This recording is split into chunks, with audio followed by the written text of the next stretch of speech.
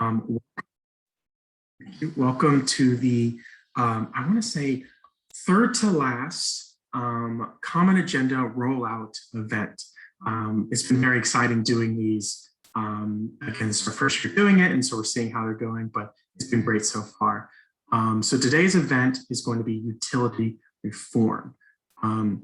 These events will be recorded and they will later be posted on our Facebook page and in a YouTube playlist that we will send out. But without further ado, I'd like to pass it off to Narissa. Thank you very much. Thanks, Kyle. For those of you who don't know, I'm Narissa Turner. I am the Clean Energy and Climate Policy Manager for the Virginia Conservation Network. And I would like to thank you all for joining us today.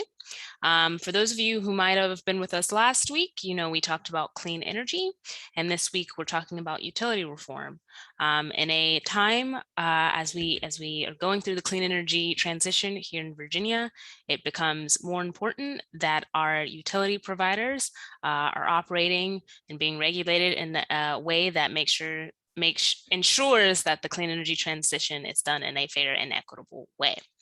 And so today we have some authors of these papers here to talk to us about the policy recommendations included in this chapter.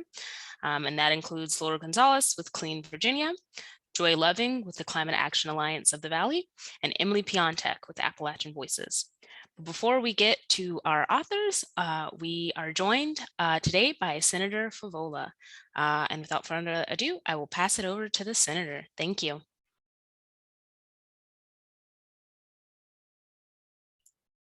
Thank you so much, Narissa. It's been a pleasure working with the Virginia Conservation Network, and kudos to Mary Rafferty and of course, Kyle Gaitlin and your whole team.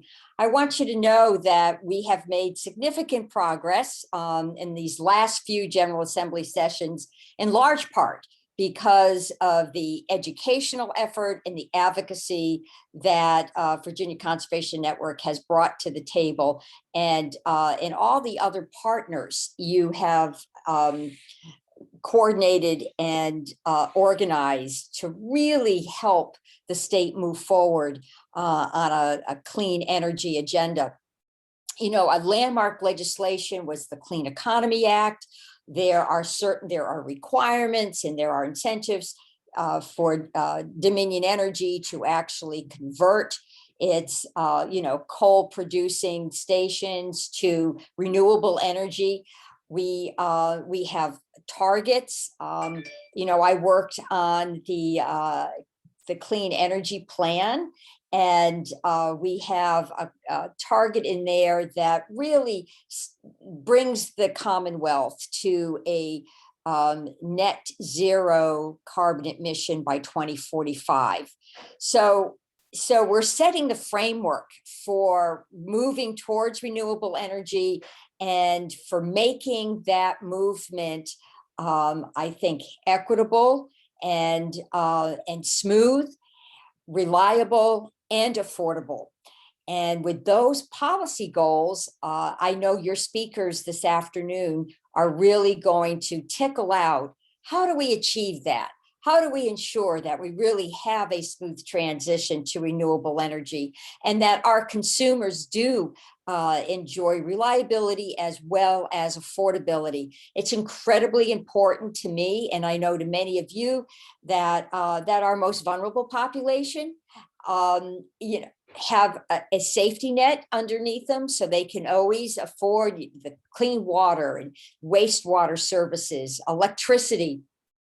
I mean, these are necessities of life, and we have to very much ensure that they're available and affordable to everyone in the Commonwealth. So in short, I'm really looking forward to the panel discussion. I'm going to stay on as long as I absolutely can. I think that the educational effort that Virginia Conservation Network has been such a big part of and such a leader on has helped our state become transformational. So thank you, and looking forward to learning a whole lot more on how I can do my part to keep the progress moving forward. Thank you so very much, Senator Favola, for being here and of course being a champion across the environmental community. First up, we're going to go ahead and get started with the panel. And actually, before we do that, I want to remind folks that after all of our panelists have gone, we will have a Q&A section. And so please put your questions in the Q&A and we will be sure to answer them at the end. But first, we have Laura Gonzalez to talk to us about reforming our electric utility regulation. Laura? Hello, Narissa. Hello, everybody. Thank you so much for the invitation and for the introduction. I am Laura Gonzalez. I am the Energy and Regulatory Policy Lead with Clean Virginia. Kyle, I wonder if you can share my slides. And today I'm going to talk about the ideas in the paper, Reforming Electric Utility Regulation for an Affordable Clean Energy Transition, published in the VCM briefing book. The mastermind behind the solutions in this paper is Will Cleveland from the Southern Environmental Law Center, Joy Lovin from the Climate Action Alliance of the Valley, Emily Piontek from Appalachian Voices, and myself are the co-authors of this paper. And I'm going to start right away with the problem we're trying to fix here, and is that customers of the biggest electric utility monopolies in Virginia are paying more than they should for their electricity. In fact, Virginians pay the 6th highest bill in the nation, according to the U.S. Energy Information Administration. And this is very bad news when it comes to fighting climate change. We all know that Virginia is on the path to 100% clean energy, but with our current regulatory setup, the costs of the transition will unnecessarily overburden Virginians, even as the cost of renewable energy falls.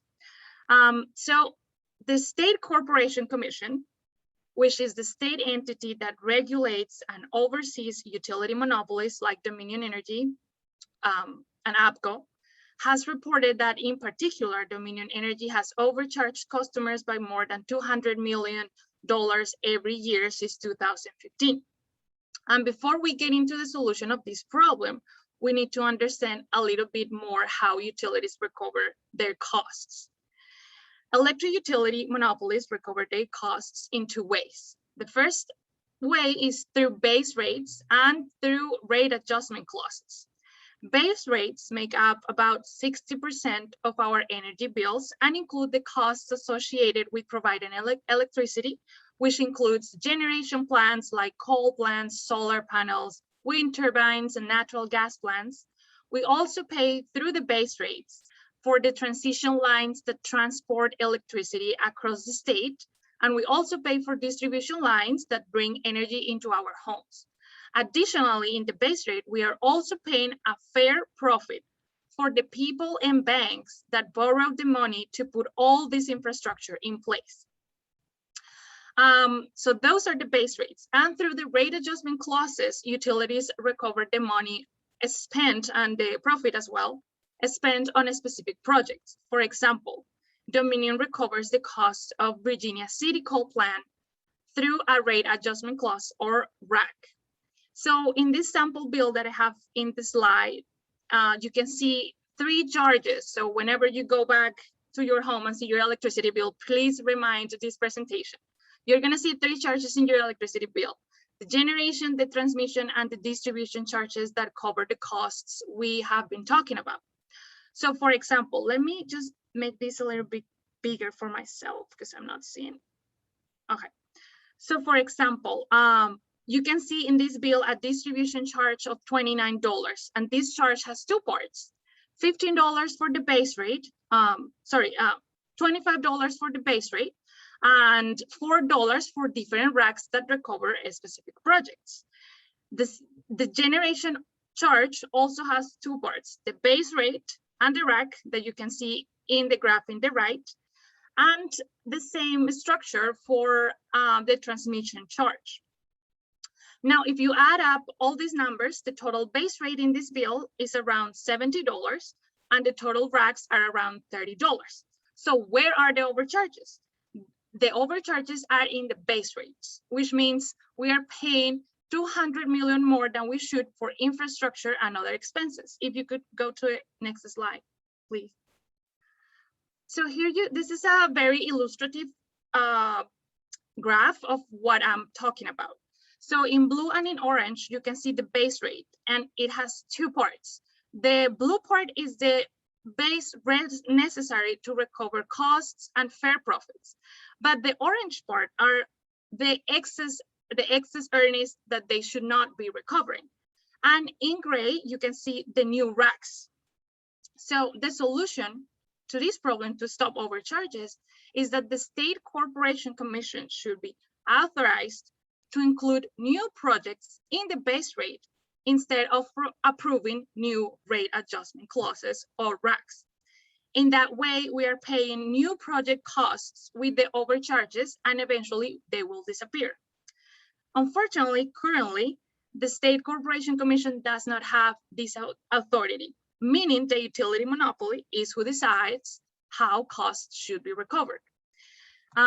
If Dominion keeps recovering new projects with RACs, then these overcharges in orange, the part that should not be there, will accumulate every single year. And this is exactly what has been happening in the past.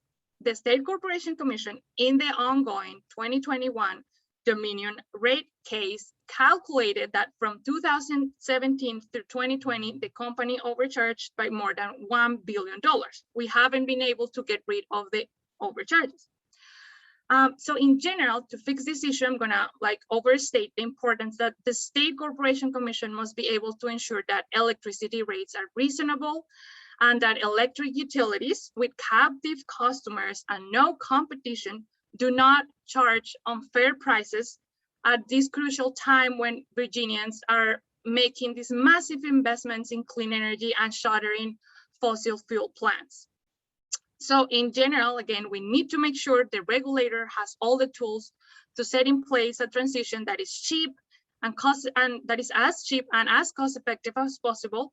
And we need to make sure that the deal the state made with monopolies works. So it is important to remember what this deal is about.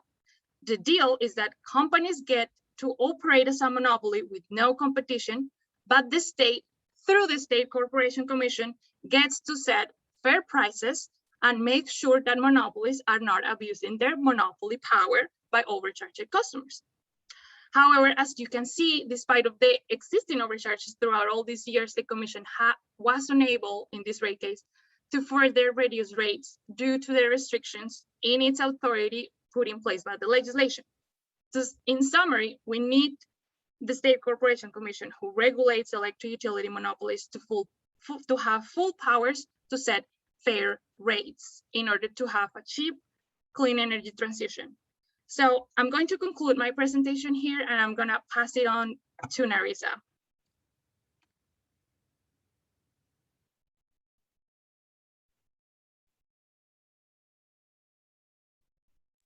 Thank you, Laura. Sorry, I had a bit of trouble unmuting myself. Next up, we will have Joy Loving to talk to us about ensuring access to essential services. Joy? Thank you. I'm going to try to have my camera on if I can. Thank you, Senator Favola, for attending. Can I have my first slide, please, real quick? The focus of the particular slide set that I'm submitting is around the different or the varying or absence of standards that we have across our very Byzantine utility structure in the state. So that's a legacy of many years. What we have, though, is neighbors having different results in the same set of circumstances, especially around the subject of disconnection. And so that's what we're going to talk about. Here are some examples of where we have weaknesses or inadequacies or absence of protections currently. Unfortunately, Virginia is among the weakest of our states. We have a situation in which medical exemptions are not only not the same across the board. In many instances, there are no certified medical reasons for exemptions. And we have a lack of consistency as a result. Next slide, please.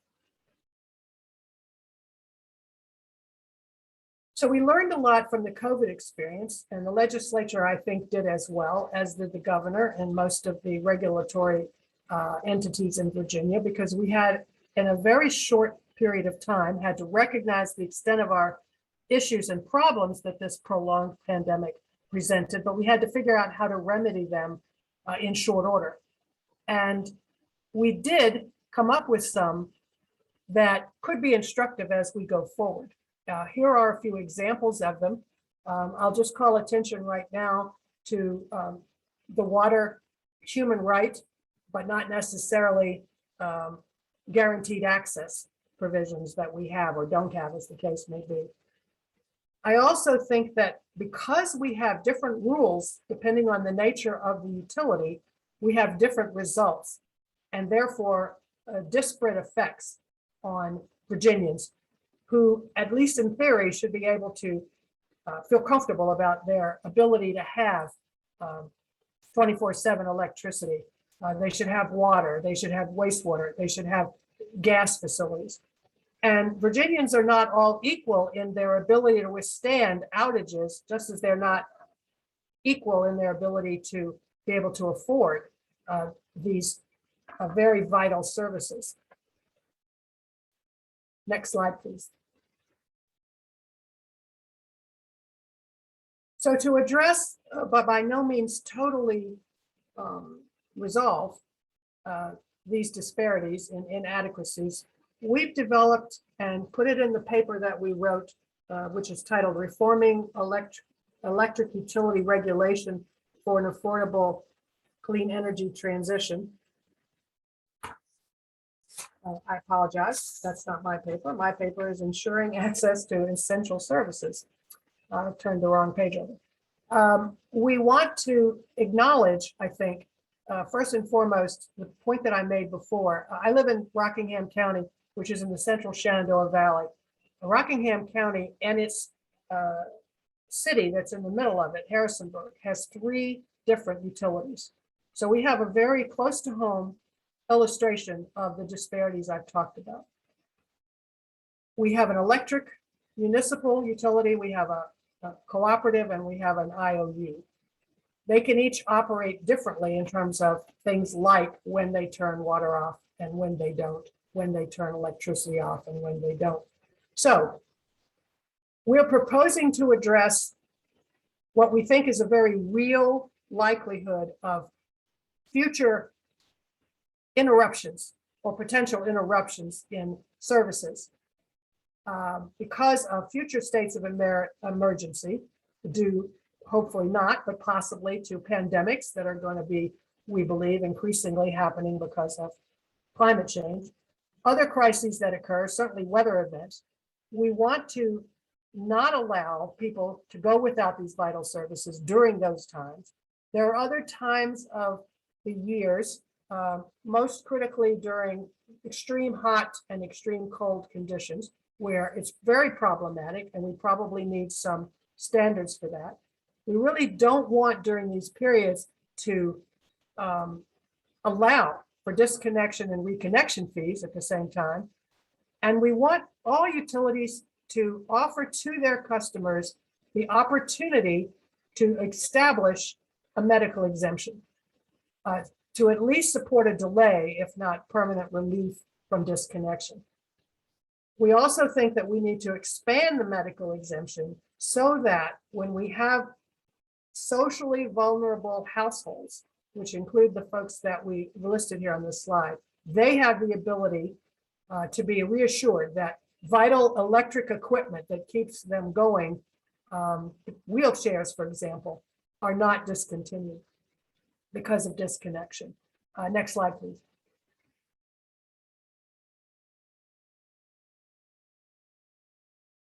As I noted, we expect that we will have future events, sadly, that will cause these kinds of questions and issues to arise on a recurrent basis. So we don't want to improvise and develop ad hoc solutions as we had to do during this COVID pandemic. We also think that we have enough Virginia households, a substantial number, I should say, of Virginia households who exist daily with hardships because of their household members who have special needs or special vulnerabilities. We really need to make sure that we look out for them. And we have many Virginians who face what is often called an energy burden. In other words, a very great difficulty in the best of times to meet their energy costs. We also want to provide for ways that utilities and customers can work together and come up with a mutually agreed upon solution when they do face arrearages. Next slide, please. So what's coming up for us, and I'll put the second one first. I hope that Senator Favola is listening, even though I cannot see her on the screen. We would like a patron for the bills that we are developing, or patrons. We're hoping for bipartisan patronship of these because we feel that this issue transcends politics. We have all Virginians of all political persuasions in these circumstances. So we have some more research to do. We have a few questions that we need to resolve. We would like to find patrons, and then we want to announce the proposal next month. We are working hard to gather support from stakeholder organizations so that the legislators will understand that this does truly transcend all kinds of organizations, members across the state. I've been listening, Joy. Okay, thank you. And we hope to work with you, if you're willing, and other legislators so that we can iron out the details. Some of these are thorny, but we really would like to see it passed in this upcoming legislative session. Happy to work. Thank you very much. Sorry. Happy to work with you and other stakeholders to find a pathway forward on these important issues. Thank you so much. All right, I will pass it now back to Narissa. Thank you, Joy. Just another reminder that if you have questions, please pop them in the Q&A. And last but not least, we have Emily Piontek with Appalachian Voices to talk to us about ensuring democratic participation at cooperatives and municipal utilities. Emily. Thanks, Narissa. Hi, everybody. I'm Emily Piontek with Appalachian Voices. I co-authored this paper with a couple of other folks, Joy Loving from Climate Action Alliance of the Valley, who you just heard, as well as Dan Holmes from the Piedmont Environmental Council and Bob Shippey of the Sierra Club. So Kyle, if you could get my slides going. All right, so we heard Laura and also Joy talk a little bit about what it means to be a monopoly utility. And so I thought I would spend just a little bit of time here kind of going over that in greater detail. So what a monopoly utility is a regulated electric provider that's protected from competition. So in return for regulation by the state, these utilities are granted their own service territory. And so they don't have to worry about competitors trying to sell electricity in their service area. So it gives them some assurance that they'll have a customer base, and then in exchange, they're regulated to meet a variety of public policy goals, as well as to provide reliable electric service to people within their service territory. But that also means that customers don't have an option for an electric provider. So in that case, maybe, yeah, so you only have one option basically. And so I really like this map, which comes from the State Corporation Commission's website, because it shows where each of these monopoly utilities provides electric service throughout Virginia. And so there's a little color coding here in the southwest portion of the state. Red, that's your investor-owned utility, Appalachian Power. And so they're a profit-making utility. The dark green is Old Dominion Power, another investor-owned or profit-making utility. And then all of the bright yellow is Dominion Energy, which is again, an investor-owned profit-making utility. And then everywhere else, the stripes, the dots, the pale colors, those are your cooperative or municipal utilities. And we have 16 municipal utilities, 13 cooperatives. They serve hundreds of thousands of people across the state of Virginia. And they're a little bit different than your investor-owned utilities because these do not have that profit motive, and they're member-owned. In the case of the cooperatives, we call cooperative customers member owners, and then publicly owned in the case of the municipal utility. So if you live in a city that has a municipal electric utility, your taxes are funding that utility's operations. And you should have a say in who's on the board and who's, the types of decisions that are being made by that utility.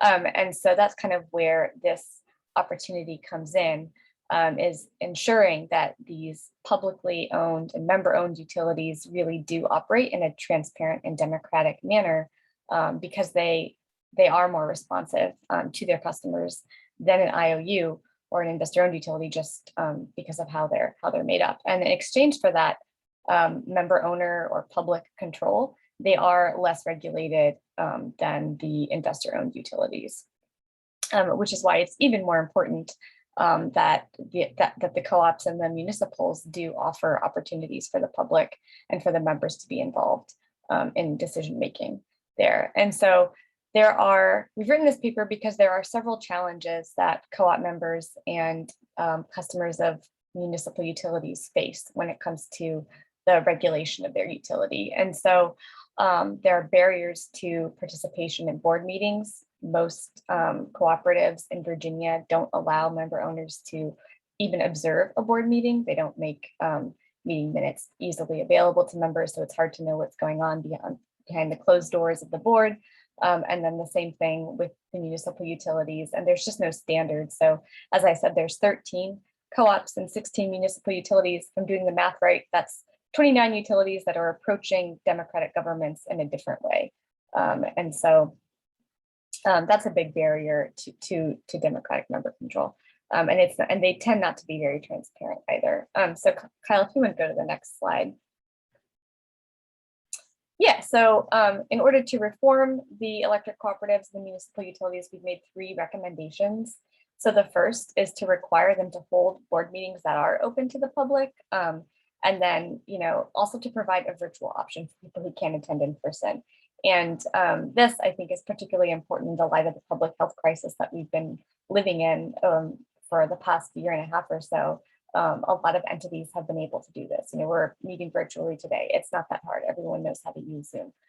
So, requiring them to really make the meetings accessible. There are 12 co-ops that don't allow members to attend.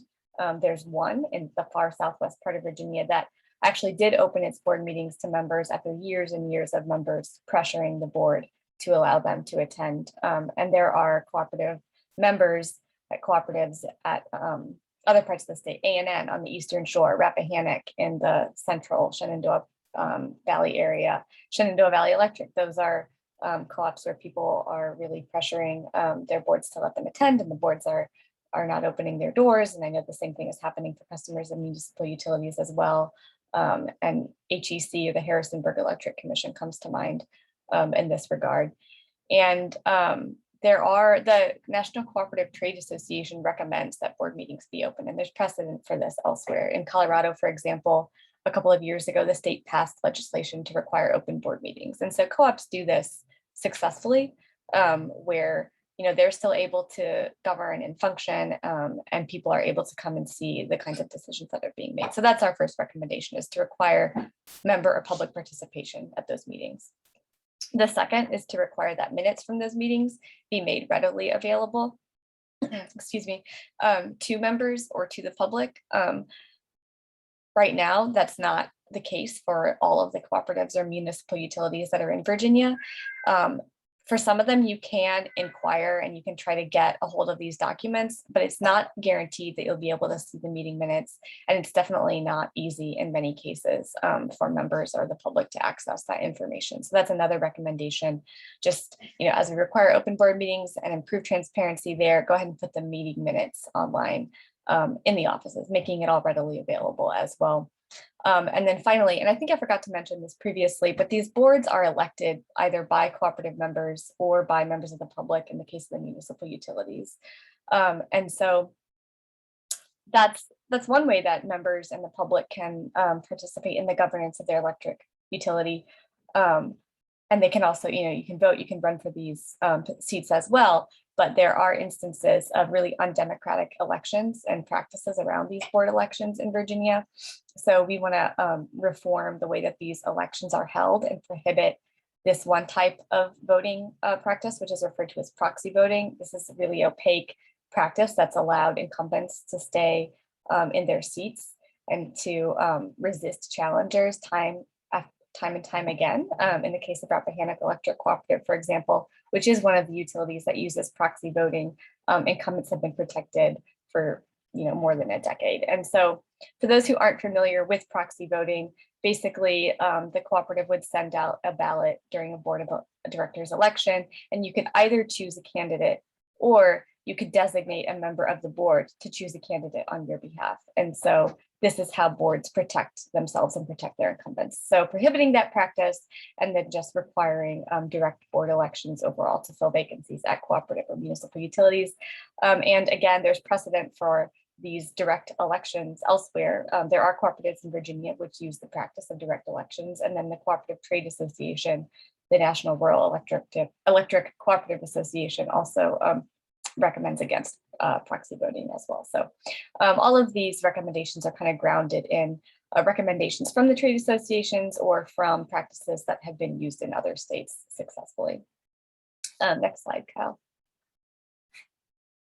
Thanks. Yeah, so this is my final slide. And so basically, I just wanted to bring the point home about why all of this matters to environmental advocates.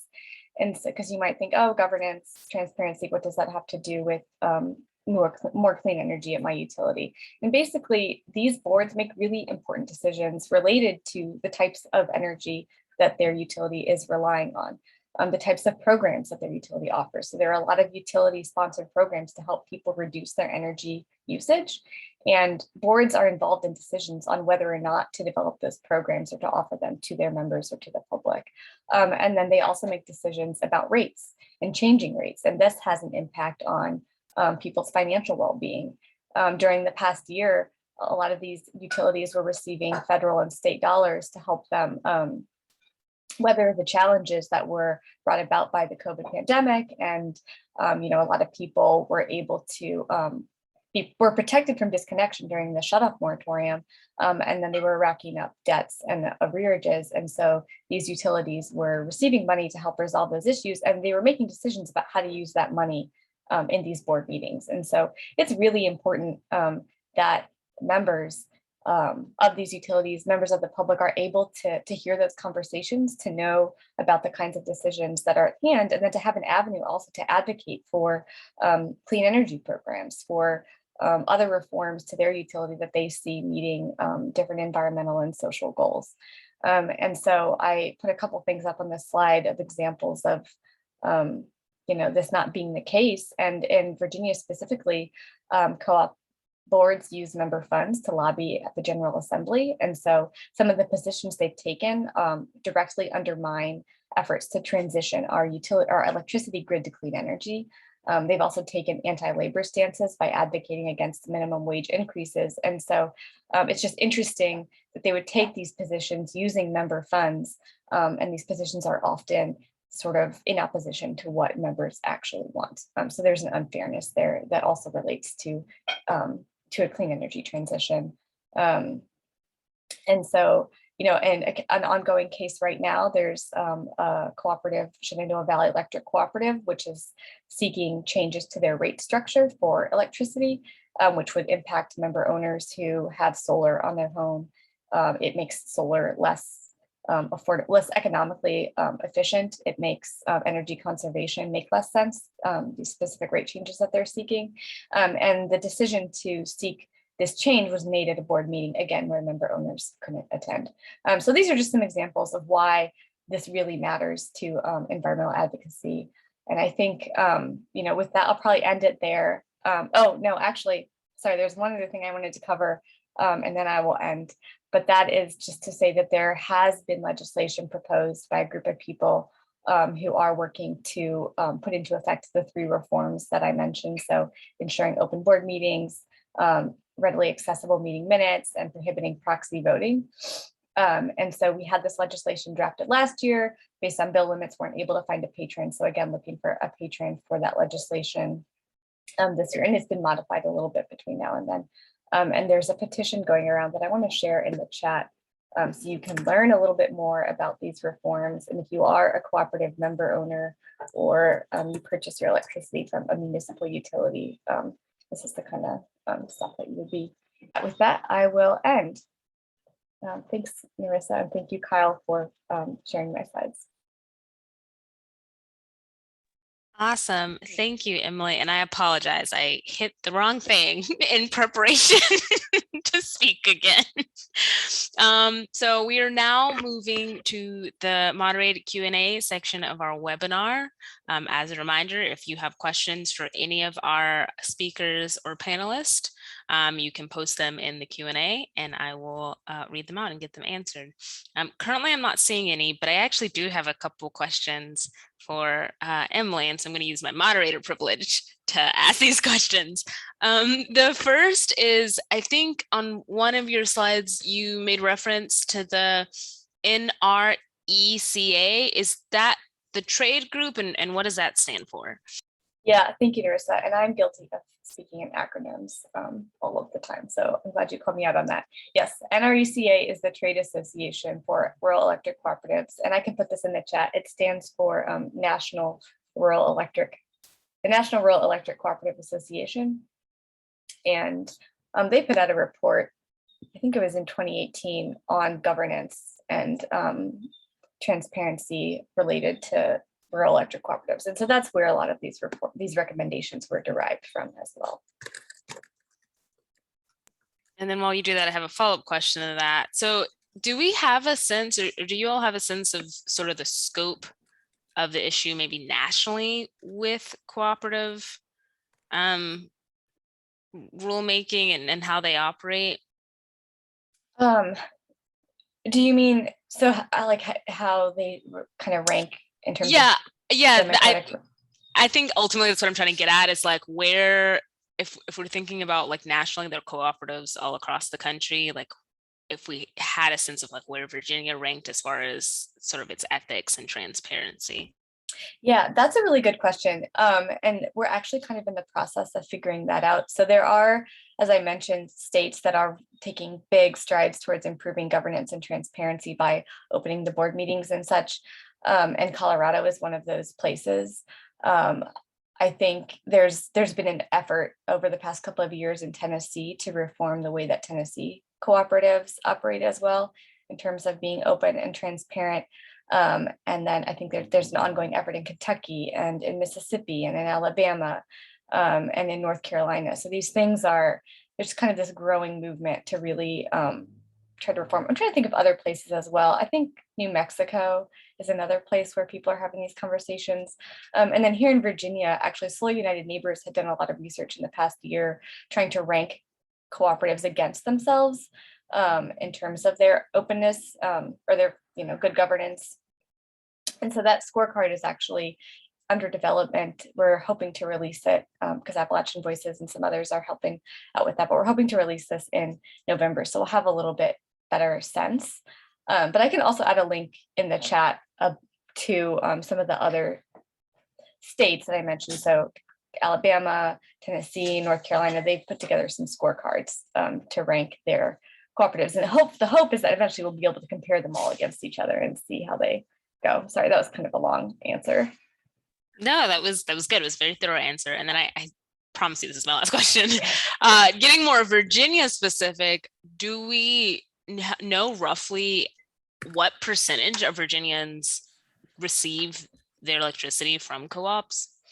No, I had meant to look that up before today and I completely forgot.